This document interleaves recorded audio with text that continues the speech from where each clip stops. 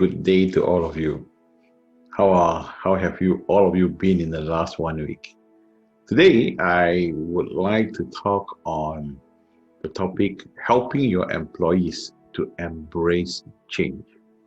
Now, someone asked me, when we bring about all kinds of theories, like disciplining their brain and talking about, crisis management, talking about all sort of theories and policies, Now, all of these policies may sound, very good, but how are you going to get your employees, to accept it and to own it, so that, it becomes successful?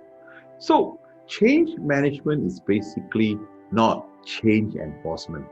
In order for you to manage change successfully, what can you as a leader do?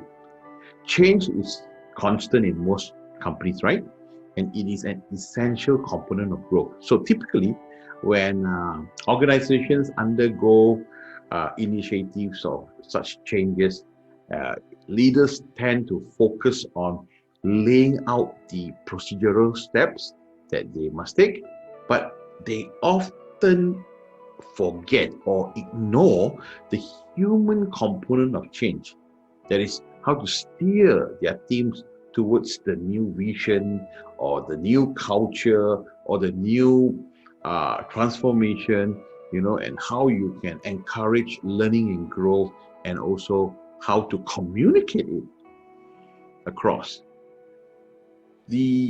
Whether your organization is embarking on mergers or acquisition, or adjusting your operations, or your way moving forward, the transition will require employees to think, right, to act, and also to behave differently, to align to the new direction. Again, that requires the employee to think, to act, and also to behave differently, to align to the new direction. So it is very important to remember that employees are only human, and therefore they will not automatically adapt to the new processes or anything new that you push across. It is only natural for them to feel frustrated and to demonstrate some sort of resistance. So a good leader must effectively address the employee's concern by giving them a degree of control over the change. Now, to guide you, and also your team to go through a successful transformation, let me share with you these 5 different actions that you can take. Now, the first one, start with a vision. You need a common vision on how your team will work together and with any stakeholders to make the change initiative a reality. Without a stated vision, you will eliminate with a stated vision, you will eliminate any confusion for your employees or any stakeholders on how the team will adapt. So priority setting this vision ahead of all your other tasks. All right. So your team members must remain focused on and to align with this vision. So try to avoid starting competing the initiatives at the same time, right? So introduce too many things at once will create an implosion, all right, of all efforts. Now, let's look at the second one. Number 2, you need to develop a strategy.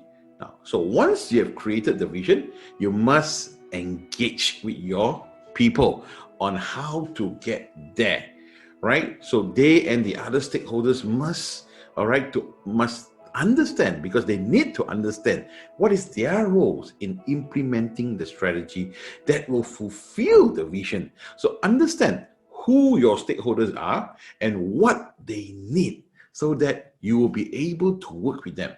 Questions that you need to answer, all right, are the following. Let me just give you this. Number 1, what new skills and abilities that they will need? The second one, how will employees learn these new skills. Third one, what is the plan for communicating with your employees and all the other stakeholders, okay, with regards to the change? Number 4, how will you measure success? Number 5, what is needed to make this transformation stick? So those are the 5 questions that you need to ask. Now, action number 3, be a champion of change. For successful change to occur, you need to be a dynamic role model. Yes, you. Employees need to know that their leader is personally committed to the success of this change first. You need to practice this. So you need to remove the barriers, provide resources, ensuring learning, partnering with the stakeholders, and supporting the employees through change, measuring progress, and quickly manage resistance. The 4th action. Now, middle and frontline leaders are normally the primary communicators to employees. So communication from them should be frequent and consistent. Everyone affected by the change needs to know what it entails, why, all right, and how it is happening, and what it is in it for them. Don't impose change, okay? Engage employees in a conversation about it. Ask them what they think and how they feel, all right? And they will talk if you listen. The next action is get in front of the problem. You see, concern is a normal response to a change initiative. So you must create a safe environment and a mechanism that allows the employees to air their issues and bring forth problems before there is any chance of it escalation or derailed. So respond fairly, reasonably, and in alignment to the vision of the change, regardless of anyone's role or level in the organization. Keep in mind that what you think is small issue may be a large concern for the person affected. So in situations where transformational is profoundly resisted despite the efforts to engage to address the situation head on, otherwise you may be required to do excessive work around. You may also experience increased employee turnover. Now, this is a reality, it can happen, or efforts to sabotage, right? Even efforts to sabotage the change initiative. So, the organization change is actually a very complex process. So, it requires time, patience, dedication. So if you lead and engage your employees through change, you are more likely to achieve sustainable success. So to guide your team through this success transformation, as I've mentioned, right, do remember, okay, these 5 points. That is, study with a vision, develop a strategy, be a champion of change, communicate early and often, and get in front of the problems. So let me end with this once again. If you have not been following these and this is your first time, my name is Phillip Leong.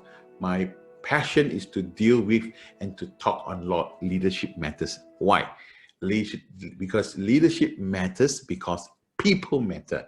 So if you like the content and you want more of such content, please support by subscribing, like, and share. So as usual, stay safe, stay healthy, and be a blessing. See you again next week. Bye-bye.